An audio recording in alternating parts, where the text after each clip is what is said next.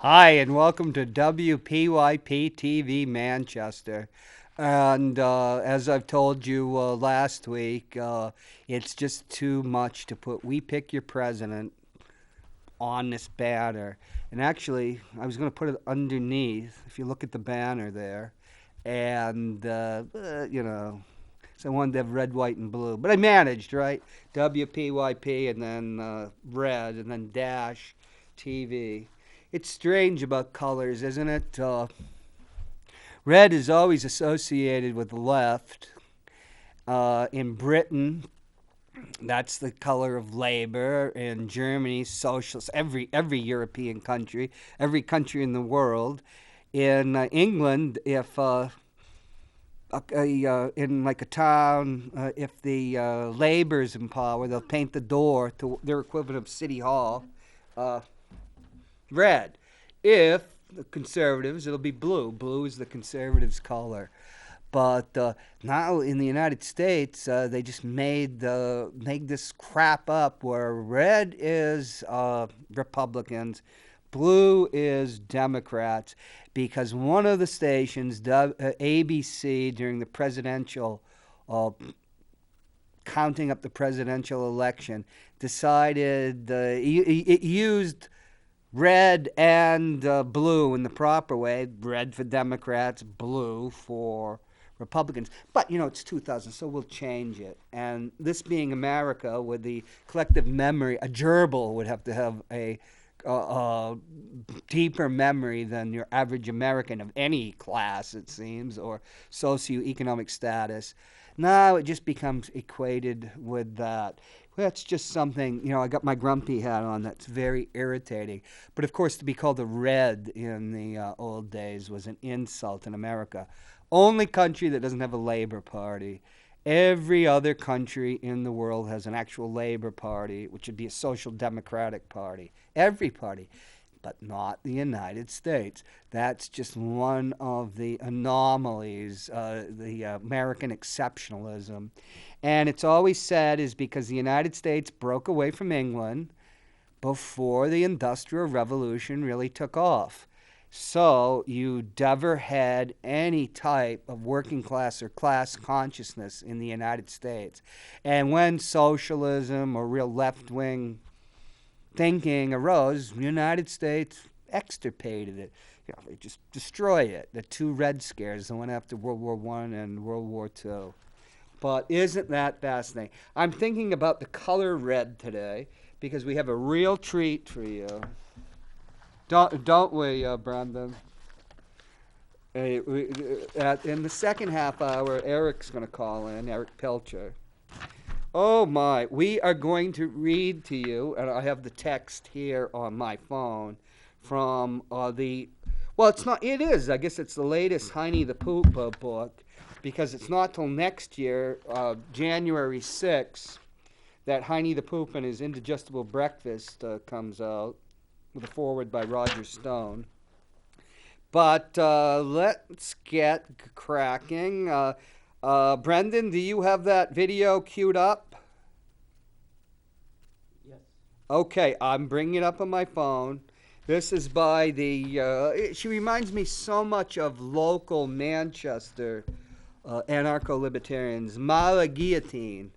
Her classic children's primer, which, what was it called? We'll see it when the video rolls. I think it's Libertarian Solutions to Everyday Problems. And, of course, we're going to read from her first classic of the Heinie Poop, which is Blown Down the Memory Hole by a Gust of Wind. Now, narrating, I've never really done a narration before. But hey, let's give it a try. It's the first show of the new show, so let's not go with the same old so and so, huh? Okay, let's roll it. Oh yeah, libertarian solutions to everyday moral quandaries.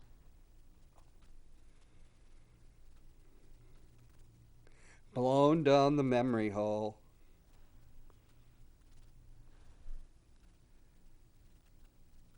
Oh, we might want to kill that banner. With his honey jars exhausted due to the socialist wage and price control scheme, Poop Bear was forced into taking positive action. Oh, Jesus, we're going a little fast, aren't we? This is the story not just of his survival. Hey, can we roll this again? I'm watching both things and I'm getting thrown off. Okay, let's hit it again. Maybe I should just read it off of that. Okay, folks, we're going to give it, I'm going to have to edit this in the, Libertarian Solutions to Everyday Moral Quandaries with a forward by Q. Isn't that something?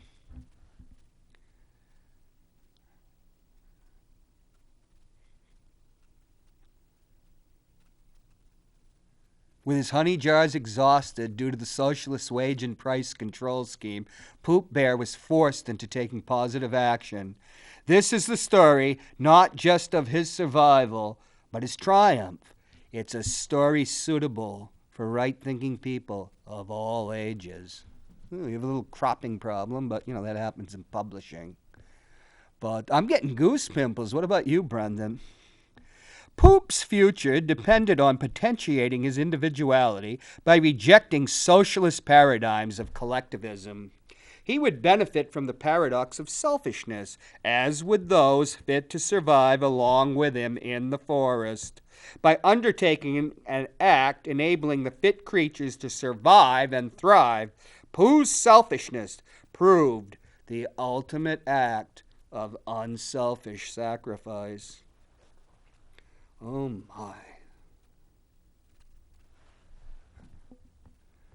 Because of his lifelong enculturation into the false consciousness of it takes a village, liberal fascist propaganda promoted by his exploitative owner, Nifmonger Bobbin, Poop felt that he would miss Porklet, who needed to die so that Poop could live. The dust bunny brain of the fluff-stuffed Bruin understood that his tummy's happiness depended on constructively repurposing his so-called friend into delicious and nutritious chops and cutlets. Pooh was anxious to partake of a tasty concoction that he had heard of, pulled pork. Pooh's tummy rumbled with anticipation. Yet at times he was overcome with a feeling Nifmonger Bobbin had labeled sadness when he contemplated the impending sacrifice of the porcine runt. However, his reading of an Ayn Rand book gifted him by Eyesore had nearly busted the buttons of his eyes. It was so forceful and illuminating.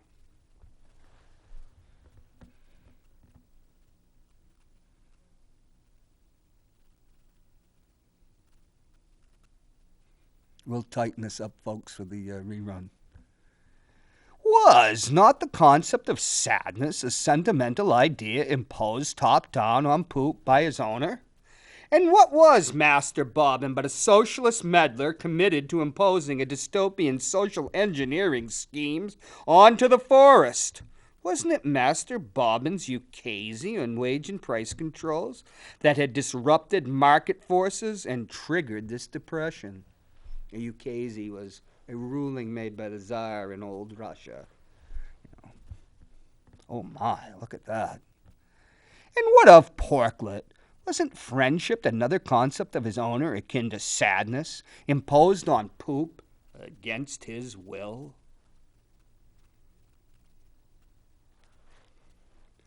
Absorbing the philosophy of Ayn Rand had enabled Poop to understand the chicanery and machinations of his oppressor. There's a lot of people in Manchester that like the Rand. Intellectually freed at last, Poop saw that Porklet's desire to cling to life was an act of negative selfishness. Poop's killing, butchering, and eating Porklet was an act of positive selfishness, the beneficial outcomes arising from the Bruin's self-centered behavior effectively negating the self-serving nature of his expression of agency. Oh, how Poop's farts had stank after he gobbled up Porklet's pork. Frankly, they smelled like... It was embarrassing, for Poop was a very proper bear. The stench of his porcine farts attracted all kinds of creatures, including the dreaded heffalumps, but they weren't interested in violating the integrity of Poop's person. They were there to scarf up Poop's malodorous waste. Ayn Rand was right. Predators in a free market system were a good thing. They cleaned up after Poop, keeping the forest pristine, allowing them to frolic and thrive until it was their turn to be killed and devoured, to be turned into that precious commodity, life-giving.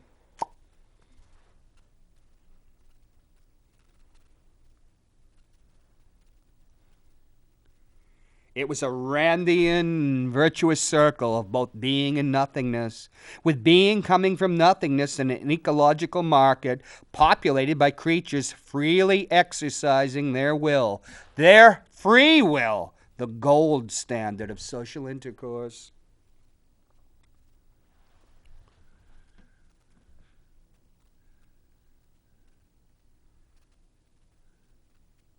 A golden age in the forest rooted in the gold standard of societal organization, inaugurated by Poop Bear's selfishly unselfish act of murdering and consuming Porklet. Guts, snoot, ears, and corkscrew tail, all. His species, the production of which would be boosted by Poop's pigging out on the blood-sucking swine, the pinko-sycophantic stooge of the despotic Nifmonger Bobbin, would nourish the other chosen creatures of the forest, those fit enough to survive the communist holocaust.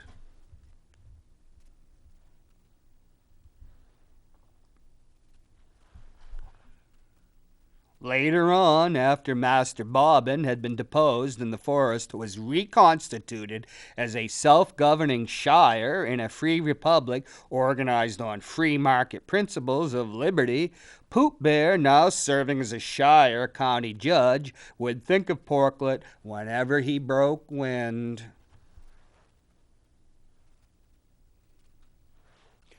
Nifmonger Bobbin, like many a tyrant, had imposed vegetarianism on his subjects to keep them passive. Like all tyrants, Bobbin had imposed strict gun controls, making hunting so essential to liberty impossible.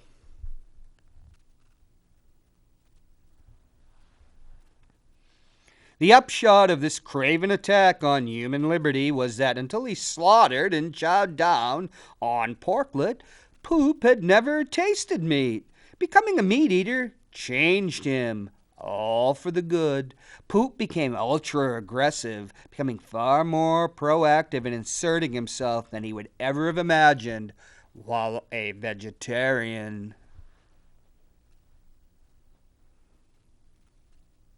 Devouring porklet proved to be an existential act.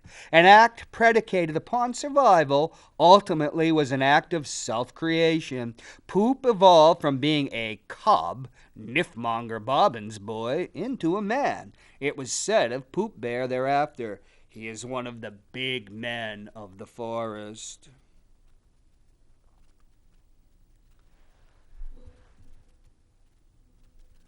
Oh, those farts after he'd eaten porklet, his first taste of pork.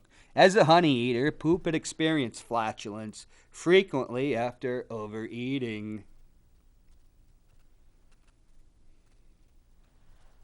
As an old bear, Poop was still angry over Nifmonger Bobbin's telling about the incident at Babbitt's house when he got stuck in Babbitt's door. Not only did Master Bobbin hog all the money from the book and movie sales, he committed shameless feats of rhetorical prestidigitation when relating how Poop managed to escape Babbitt's burrow.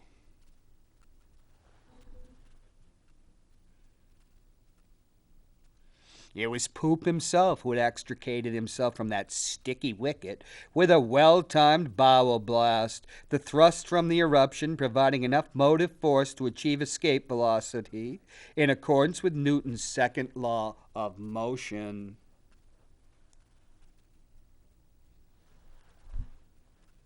For you folks, that is Newton's second law of motion.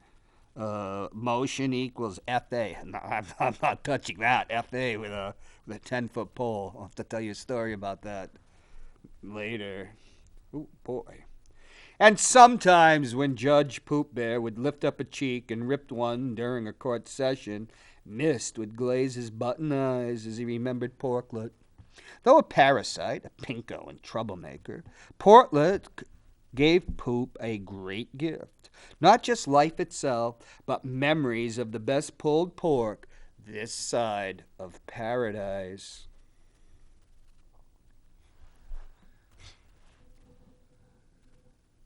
As the years went by, and they all got somewhat older, but not any wiser, being government bureaucrats, clerks and bailiffs in Judge Poop's court would wonder, why does he smack his lips and waggle his tongue around in his yap after he... I prefer breaks wind rather than that ugly word. But now, children, you know, God bless. I guess God bless us, everyone. And coming next January 6th, when I guess, that heroic day, our libertarian hero takes on the horrors of socialized medicine and Heinie the Poop and his indigestible breakfast. That one's actually got a forward by my former friend, Roger Stone. Well, I tell you, you generally, being a lefty, you think of like the great artists being leftists, but that's not true. There's been a lot of right wingers and fascists that were great artists. T.S. Eliot, who was a vicious anti-Semite. Jesu, Ezra Pound, the poet. There wouldn't be modern poetry without that, without him. He was, talk about a fascist. He used to make broadcasts from Italy saying that Eleanor Roosevelt slept with, and used a very vulgar word for African Americans. So, here's a real a right-wing classic. It's kind of edifying, to know that I can see this being taught in charter schools. Hey, a lot of people don't know that there actually was a Soviet Winnie the Pooh. And they made 3 really good shorts based on A.A. Milne's novel. They actually had the rights, the Soviet Union. Winnie the Pooh, 1926. That's the year my parents were born, and that's the year I guess Pooh's born, and now he's in the public domain. So I guess you don't have to call him Heinie the Poop anymore. But the Soviets actually did three very good cartoons, and some people actually prefer them to the what you call it, the Anglo-American, the Disney. Well, the Anglo-American, Anglo would be A.L. Milne's book, and then there's the Disney cartoons. But in the Soviet Winnie the Pooh, who's Vinnie Pooh, since there's no W sound and there's no article, so he's Vinnie Pooh. He's actually he's quite different than the Winnie the Pooh we grew up with. I've read the books, but I think of the Disney character. Vinnie the Pooh, of course, a bear in Russia is the national symbol, is more of a trickster. And there's no Christopher Robin. I guess in the Russian translation, there's Christopher Robin, but he doesn't own the toy. They aren't toys, and they aren't owned by Christopher Robin because that would go against the precepts of the socialism, Leninism, and Stalinism of the Soviet Union. The three shorts that they made from like the first three chapters are classics, but sadly, the series came to an end. Do we have that? Picture, Brendan? Of there he is. That is the Soviet Vinnie the Pooh being executed by. That is Piatachok, which means a 5 kopeck piece, which means little, something very small. Oh, we didn't want to run that one first, but Vinnie had. Piatachok had to execute Vinnie when they were both partisans. When Vinnie, for exchange for a jar of honey, betrayed the entire Seventh Shock Army. And what was Piatachok, the Soviet piglet's reward? Well, we can show the next one. He was liquidated himself. It's a sad story, but somehow very true, very true. Hey folks, how are you doing?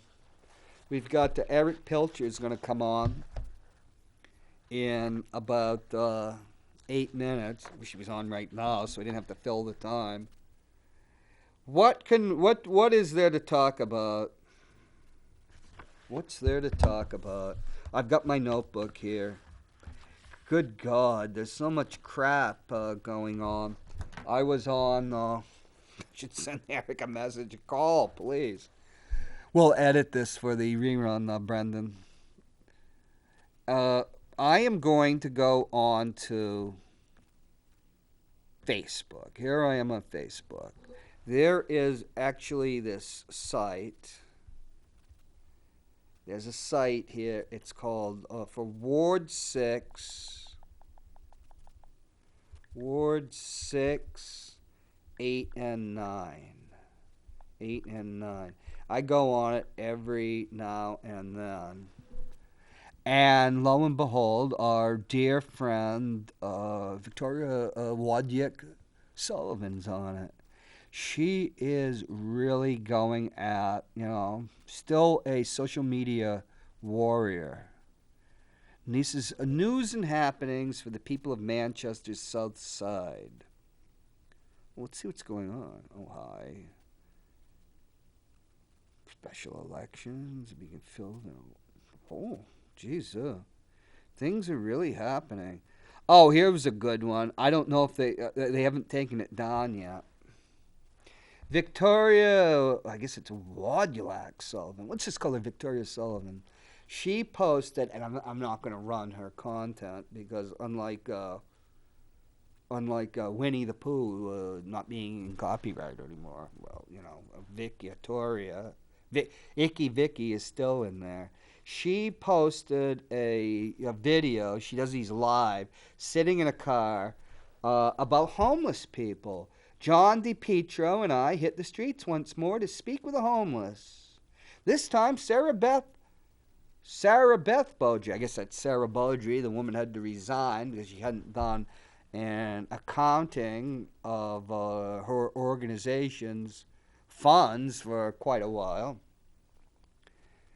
And it's quite interesting. We have somebody named Bill saying she spends 4 minutes sitting in her warm vehicle babbling about the homeless without offering any solutions. Yeah. And here's Victoria. Bill, actually, I spent a few hours out in the downtown area and at New Horizons prior to the video.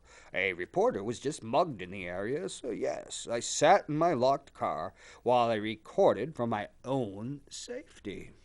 Thank you for watching the video and for your feedback. Have a great night. In case you missed this, she has a thing to her issues as mayor. Comprehensively, a plan to deal with the homeless crisis in Manchester, which, oh, Jesus.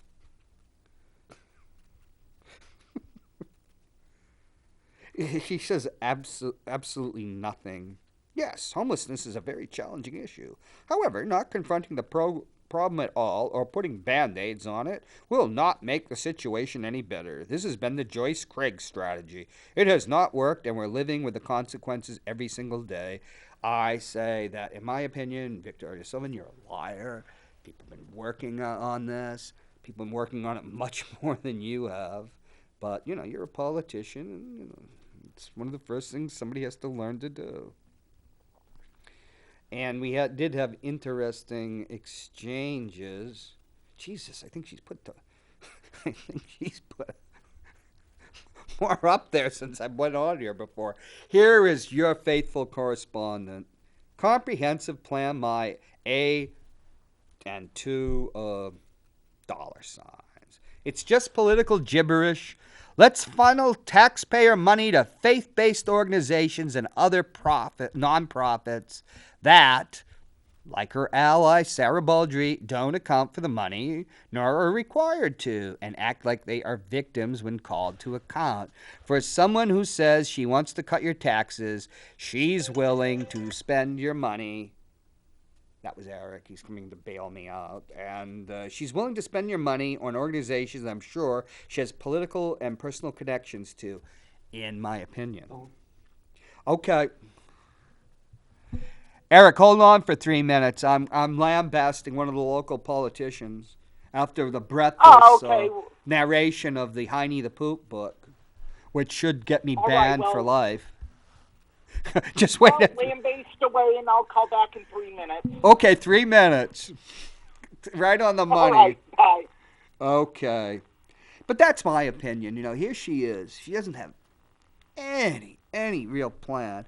And whatever she does have, whatever she said, the real hardcore Joe Kelly Lavasser types, they just are bitch at her for being like Joyce Craig.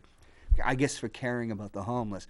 Incidentally, the man that will be running against her in Ward 9, former fire chief, Jim Burkish, actually did do as much as anybody to try to help the homeless and people, along with Dan Goonan, who he supported, and then Dan took it up a notch. I mean, these people, there are people that actually care and actually are doing something.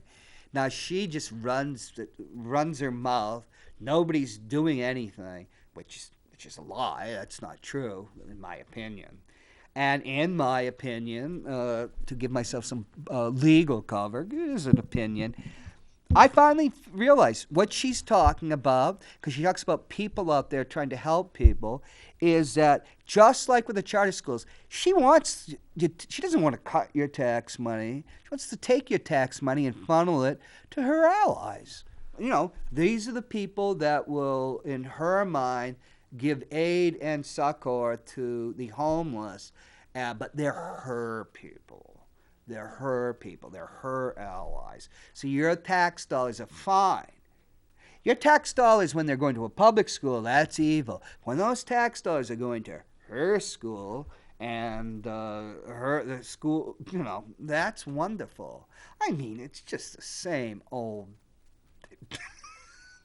BS, She puts on this religious front. She's on here like, oh, God bless you. It's enough to make you want to renounce your Christianity hearing her going at it. I mean, they're all for taking your tax money as long as it goes to their stuff. And there's never a word about, the Chris Sununu, the chief clown up the clown college in Concord, doesn't do a damn thing for Manchester. In fact, does everything he can to make the situation worse. Another thing that got the people going on there was that she posted a thing because Nicole Klein Knight, who's a progressive Democrat, got into this kerfuffle, and I guess she used the N-word, which it's never quite explained what happened, but I mean, I can't imagine why she would use it. And so then Victoria Sullivan's on there saying, "Oh, I'm so shocked," and this and that. Did she say a word when Joe Kelly Lavasser and Mike Porter were saying what many people believe were inflammatory things when Black Lives Matter was going to have their vigil a couple of years ago? Did she say anything about that? If somebody says she likes to hang around and post on sites like Lavasser especially. He makes one post and then lets his acolytes, his fans, or whatever you want to call them, go off on everything and go into an extreme places. And she will just post there. She never denounces anything that's said. She's a hypocrite. Hi, Eric. How are you doing? Hey, I'm doing well, Mr. Hopwood. How are you doing? Oh, well, I got some political junk off my chest, and I did read a very fascinating libertarian take on Winnie the Pooh. But of course, when it was published, Winnie was still in copyright, so it's Heinie the Pooh. So that was kind of edifying, to see, because, I always liked Winnie the Pooh. I particularly liked the Soviet version of Winnie the Pooh, but which I was telling the folks, it came to the end when Winnie the Pooh was shot by Piatachok, who is the Soviet piglet, after betraying their partisan group to the Nazis. But, tell us what you're up to today. Oh, I had a couple of appointments I had to go to, and on my way home, you asked me if I wanted to join, and I'm like, sure, I had such a great time the last time. Why not? Hey, let's talk about one. Before we talk about, I want to ask you about the films you're going to do for honor African American or Black History Month. But let's talk about. I just noticed that you're a big fan of Big Pappy. I'm a big fan. Yes, I'm a big fan of David Ortiz, but I'm a big fan of Boston sports in general. The Why? Patriots. How did that happen? Well, growing up, I had my family lived in my aunt and uncle, who I love to death, and are they still with us? My aunt Diane and uncle. Yes, they are. Okay, you didn't love them literally to death. Oh yes, they live in Manchester, Maine. Really? And yes, in one summer, they were living in Connecticut at the time. I visited them in Connecticut, and we took a weekend trip to Maine, and I love Maine. That is my dream place. I would love to retire to Maine. And while I was there going in Connecticut and Maine, I really became fascinated with Boston sports fans, especially Red Sox fans, because at that point in time, they were mired in kind of the second to last place. It was the first year that the Tampa Bay Rays came in. So the Rays were last. 93. I think it was a little bit later than that. 93 was the Rockies that came in. Okay. I think the Rays were 98. Okay. But we're talking about the 90s. 98 or 99. Yeah, we Yeah. had Jimmy Williams as manager. Jimmy Williams' great managerial philosophy was if a frog had wings, it wouldn't bump its booty.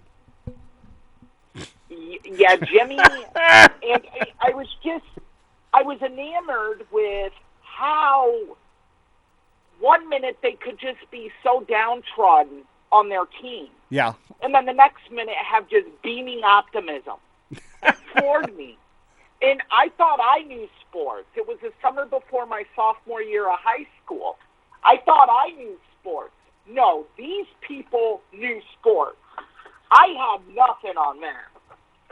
And I just was so blown away with it. I'm like, at the time, I just rooted for Ken Griffey Jr. I didn't have a baseball team. I'm like, okay, I'm a Red Sox fan now. Iowa would be probably the Cardinals would be the natural team, but Cubs. Oh, the Cubs. Okay. Cubs are the Cubs. Cardinals as well, and we have a lot of Yankee fans. Oh well, let's not get into that. But who was your first Who was the first Red Sox player that you really lionized? Hello? Nomar Garcia-Parra. Oh, okay, Nomar. Yeah. I love Nomar. And then we got Pedro. Yep. That was it. Game over. I loved Pedro Martinez. I loved his attitude. I loved everything about him. He was such a bulldog out there. Yeah. And attacked and no fear. And then when we got Manny and just kind of how it just every year it seemed like they were getting additional pieces. And I remember 2003. When Aaron Boone hit the home run in the bottom of the 10th. Yeah. 7. I never felt heartbreak like that in sports. Until that point. I didn't see it because it was in Pebble Beach, and there was an electrical storm that knocked out the television. And my friend, who was a Yankees fan, who was from the Army, said, "Let's go to the bar and see it." And I said, No, because if I go and watch it, I know they're going to lose. Well, they lost anyways. When you were a Red Sox fan, you had such superstitions, because they lost. Ultimately, they'd lose. And I told my friend Patrick, I'm like, "Go, we gotta go, we gotta get home. We're off at 11." And I'm like, "Gotta get home, gotta get home, gotta get home." I get home, I turn the TV on, and Field throws to Boone, and I look, and I see the knuckleball, and I'm like, drop. For the love of Pete, drop. And I saw it letter high, and I'm like, just miss it. It felt like an eternity. I'm like, just miss this. And he swung, and I turned my back, and I just heard, crack. Yeah, that's, as a Red Sox fan, at least you got the next year. Well, that wasn't until I was 45 years old. That was a frequent occurrence. Something like what you just said. I was in Germany when they blew it in '86. Oh, boy. Oh, man. My uncle's father told me stories about them while I was up there that year, about '86. And then he told me about the Impossible Team and the Possible Dream Team, '67. The Dream Team, all the stories and how they were cursed and how then they made it in Game 6. Carlton Fisk waved it fair, and then they just got annihilated. That was my 16th birthday. The Big Red Machine. Yeah. And I just fell in love with it. And then as time went on, I found that I just loved the other teams. The Celtics then came. And then 2001, I really rooted for the Patriots and Tom Brady. Yeah. And then I was a Cowboys fan. Oh, God. And I had rooted for both of them. Because I didn't see a problem with that. And then the Cowboys signed Greg Hardy, the guy who beat up his girlfriend and threatened her with assault weapons. And Jerry Jones said, this man is a team leader and a locker room guy. I'm like, I'm done. I'm not a fan anymore. I will not buy anything that says Cowboys. That is disgusting. I've hated the Cowboys for 52 years, but that's beside the point. For different reasons. I said, I am done. Morally, I cannot support this anymore. You did it with Michael Irvin. You did it with so many guys. You let them get away with this. And Cowboys fans are as guilty of letting Jerry get away with it than anyone. Because they still buy the jerseys. They still buy the merchandise. They still sell out the games. And then they sit here and they're like, oh, why do these players act like this? Cowboys fans are enablers. They enable this behavior. Well, I think until Jerry starts losing money, he doesn't care. He just wants to win. And it doesn't matter about the character of the guys you're bringing in or what they do. Well, that my was brand sports, on Cowboys. The ultimate sin in baseball was betting, and now they got betting parlors right in the baseball stadiums. I just got a picture of one that they put in the Nats Stadium. You know, I never understood what the issue is with players betting on games. Because they'll cheat. Because they'll cheat. If they're going to do, I mean, fine, granted, but telling them they can't bet has done nothing to eliminate point shaving. It's still happening. Oh, well, it's just, that's not necessarily true, because if you were a Boston sports fan, if you considered the BC basketball team Boston sports, that was 1979 when it was at the university, Boston University. Oh, boy. Sports shade. Hey, the thing is, Pete Rose came in as a manager. He came in second 4 times in a row. He a couple of those years he was picked. That team was picked to win its division, which puts you in those days into the National League Championship Series. They didn't. And here's a guy who's with a mafia capo, a captain of a capo regime, somebody high up. That's his bookie. He's splitting a trifecta at a track with a mafia capo. You know what I mean? It's obvious, when you're gambling. That Boston College team has a connection to Iowa. Well, the 79 their one? Head coach. Yeah. Yes. Their head coach was Tom Davis. Tom Davis left BC to coach Iowa. Oh, really? Yeah. That's... He came. I think he came after George Raveling left Iowa and went to Marquette. The Winter Hill gang that Whitey Bulger is associated with, the Boston gangster, when it was under was it Howie Winter? They were part of the people that were engineering the shaving scheme. They did a lot of gambling. They got. Their things was gambling, and I'm sure other stuff. Then Whitey took it into murder and drug dealing, but the Winter Hill gang was involved in that. But I mean, I'm a major Notre Dame fan, and during Newt Rockney's day, his players shaved points all the time. Yeah, but it's not right, cheating is it's cheating. not. You are cheating. I mean, but to me, I've always felt if there's a way to do it and a way to make major money, it's going to get done.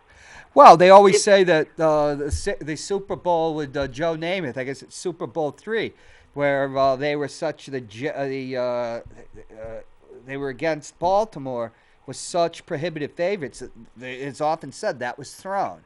The first Muhammad Ali fight with Sonny Liston, that was well known to be thrown, Sonny Liston belonged to the mafia. Everybody talked once he became heavyweight that he was going to throw away fight, Joe Louis was in bed with not what Wasn't in bed. Every sense. fighter was owned. The only fighter that wasn't owned by the Yep. mafia was Floyd Joe Patterson. Louis was owned by Frank Lucas. Oh yeah. Well, you know, when they're putting in the African American players into the Hall of Fame, saying their statistics, they're talking about their statistics. Well, I disagree with that for different because the statistics are hardly there. But the teams at the great black teams, they were all owned by the gambling bosses, you know, the black gambling bosses and Yep. stuff. But I'm a big mafia buff. Big mafia buff. Like I devour information about the mob. oh well, we can talk about that someday. You know, the heyday is over, but hey, you know, boxing Oh yeah. was all mobbed up, but gambling and sports not a very good thing. But just say a few things about Pappy. I was very happy he got into the Hall of Fame. A second I was. DH. I think the DH award should now not be named after Edgar Martinez, but you know, for David Ortiz, because he was just totally head and agree. shoulders I above think anybody. the greatest DH ever. Yeah. If you even, and what do we grade greatness by ultimately? Some say stats. I say the moments. And you look at his moments, 2004. You look at the Grand Slam in 2013 Yeah. against the Tigers. You look at 2007. He, through Manny Ramirez's turmoil and everything that went on in 2007, he really carried that offense. It's one thing that one ring, but he has three, you know, in baseball. And fact of the matter is, you know, I always hear this said about Jim Rice. They invented a shift to combat Jim Rice. They invented a shift to combat Poppy. And everyone shifted to the right. And then what Poppy did is Poppy learned how to hit line drives down the third base line. Right. And Something there Ted went Williams that when they did a shift on him, he just hit like he was going to, which, you know, over a career was fine, but in the 1946 World Series, we lost that one too. But yeah, he was great, and I really grow tired of people saying, "Oh, you know, you let him in, but you didn't let Barry Bonds in." Barry Bonds wasn't proven to cheat, but your head doesn't grow 3 hats. Oh, he was proven to cheat. It's just that they couldn't. He wasn't convicted. And Right. I have a Thank you for family connection with Roger Clemens. Clemens got thrown out, and then the witness against him, you know, bailed out. But it's pretty well known. But you see, with Pappy, there is nothing. There's that rumor that there was a positive from 2003, but that wasn't official testing. Say there's 2003 where he popped, Rumor. But 2003, that list was never supposed to be revealed. It was court sanctioned. It was supposed to remain sealed, Right. and redacted. It was not supposed to be released. 2, even if you followed the union's rules, what the union told you to do, it's like Tom Brady and destroying his cell phone. The union told him to do that. For that test, if you said the union has advised me not to test, they marked you positive. Right, we don't really know all the details. This isn't A-Rod, his 2 suspensions, and having his Peds dealer traveling with him, you know. He traveled with him, but well, I would think I would have liked to have seen him get in the 90s, but I was just thrilled that he made it because there was some talk that he wouldn't get the 85%, but he did because of his greatness, because the intangible. You talked about Nomar. Remember in the 2004 season, they got rid of Nomar. who was, but they're over the years you realize what Pappy must have been a great stabilizing force on that team, a leader in a team that was always known. Do that trade. Yeah, they don't win in 04. Oh yeah, who did they pick up for Nomar? The big one was Pokey Reese. Yeah. And Cabrera. Right. That was the big one because that solidified the right side of that infield because Nomar had become a defensive liability. Right. And you didn't have a defensive second baseman. So anything hit up the middle there, I mean, a single could have turned into a triple real quick. Especially with Johnny Damon, who had no arm whatsoever in center field, and Manny in right. Manny in left. So you needed to stabilize that infield because you couldn't necessarily get rid of the thumpers you had in left and center. Right. But I'm just saying, but when you lose a player of that stature, I just think that the whole thing about the Red Sox team, the beginning with Tom Yawkey, and my father did not like the Red Sox. He was born in 1926. He was a Braves fan. He was a Boston Braves fan. When they went to Milwaukee, he wasn't a fan. But then he moved to Atlanta like 67, so he's an Atlanta Braves fan.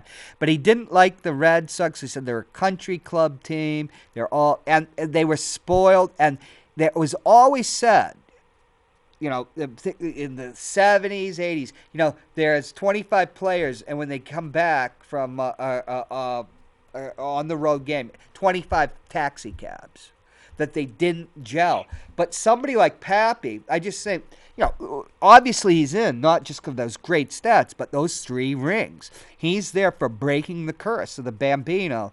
Then he's there for 2007, but he's there for 2013 too, He just... He had the intangibles. There's intangibles that can put a man in the Hall of Fame, And he had both. I remember what he said after 2004. When they asked him, they're like, how does it feel to get rid of the curse of the Bambino? And he goes, someone should have told the Yankees about the curse of Big Papi. God, he was just such somebody. Everybody loved him. Our former senator, U.S. Senator Kelly Ott, that was her favorite player.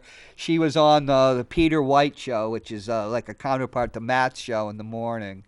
And he was just such a vibrant force. And Boston just embraced him, He's the one who came up with the team after the bombing, the slogan, Boston Strong. Our flippin' city. Oh yeah, I'm so happy he got in on the first time, because I have a lot of quarrels with the DH as I get older, because I watched a lot of National League baseball too, but he was the best DH ever. Do you know what Manchester, New Hampshire's connection to the designated hitter is? What? Did you say what? I don't know. Well, the first award ever given to a designated hitter was the Manchester Union leader, William Loeb, who was a notorious right-wing reactionary, who was famous in national circles because of the New Hampshire primary.